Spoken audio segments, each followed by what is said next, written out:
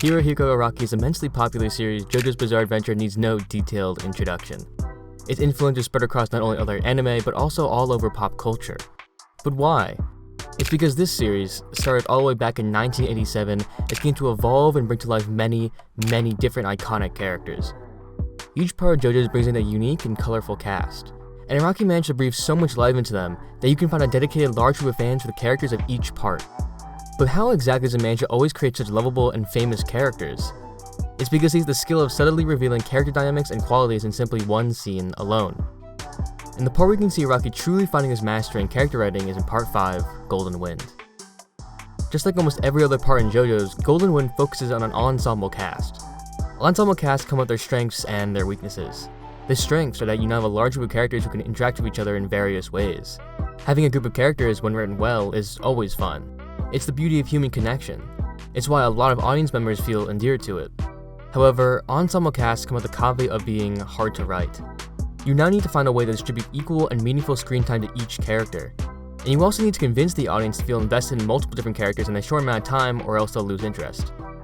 That means when you see characters in action, it's of the utmost importance to optimize scenes in order to overcome these negatives. Throughout Golden Wind, almost all the scenes that contain Bucciarati's gang are shining examples of what ensemble character writing should be.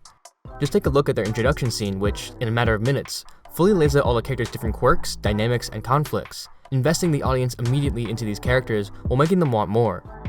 And what I think is one of the best instances of the gang's character writing is one of Part 5's most famous scenes: the torture dance. Percussion on a whole nother level, coming from my mind. Vocal percussion on a whole nother level, coming from my mind.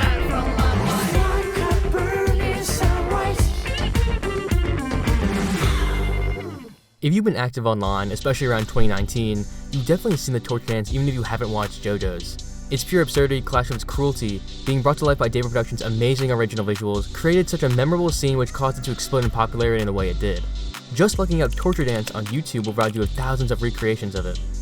This one scene exploding in popularity led me to finding it before I even watched JoJo's, and it was one of the main reasons I started watching.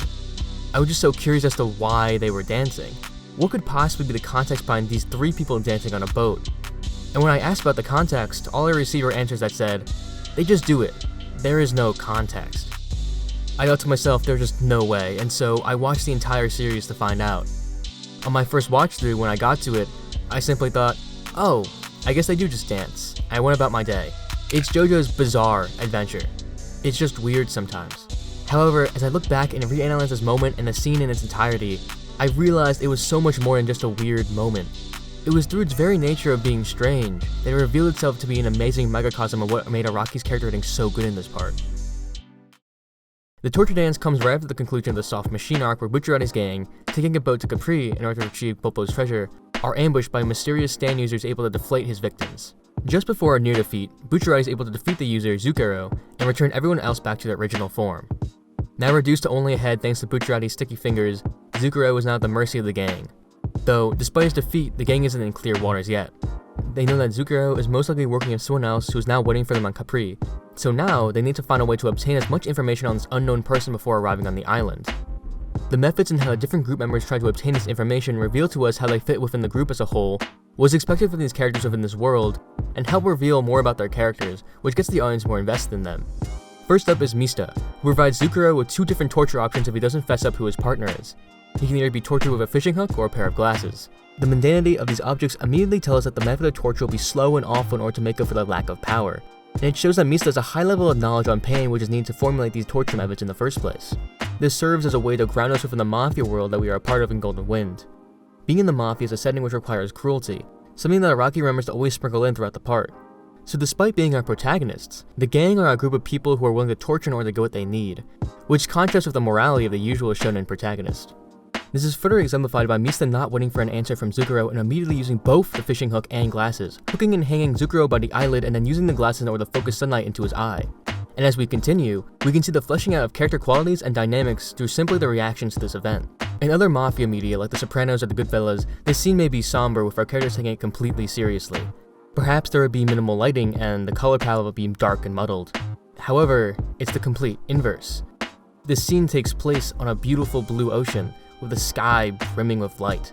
And to Bucciarati's gang, it's an extremely lighthearted and entertaining moment. Narancia is reading Zucchero's horoscope and laughs at how he's going to the ninth circle of hell. And then, it happens. Narancia hits the music, and we go from cruel to absurd within seconds. We see Narancia using dance moves inspired by Prince and Michael Jackson, and as he dances, Mista and then Fugo join him. The scene is amazing.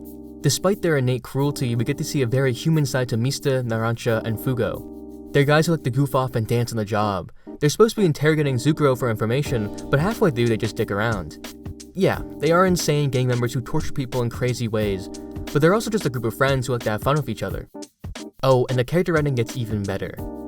Abbacchio yells at them to stop fooling around, because him, Bucciarati, and Giorno were actually doing something by using Moody Blues to create a replay of one of Zucchero's radio calls of his partner, revealing that Mista's whole torture method was pretty unneeded. And even if Zucchero wanted to tell him anything during the torture, he couldn't because Bucciarati's sticky fingers ability sealed his mouth shut the entire time. This moment reveals to us the dynamics of the group. Mista, Narancia, and Fugo are the heart of the group, providing a lot of moments that show that despite them being gang members, they are still able to act like normal people and be a family, though when it comes to intelligence, they aren't the brightest. Whereas Abbacchio, Bucciarati, and Giorno take on more leadership roles because they can think through planning situations a bit better and are more focused on the mission. And moments like this are all over Part 5 and JoJo's as a whole. In just very brief instances, Araki is able to tell us so much about these characters in a way that makes us instantly fall in love with them. And the work speaks for itself. The insane popularity of this scene just shows how great it is, letting so many people fall in love with this cast of characters. In this moment, there was no powerful arc in which these characters grew, and yet, it is still so effective in strengthening these characters. There's a lot more to character writing than just arcs. Obviously, an arc is the most important aspect of a character, it being their literal backbone. But I think I would like to see a lot more people discuss how smaller scenes like the torture dance really build into a character and make them feel much more alive.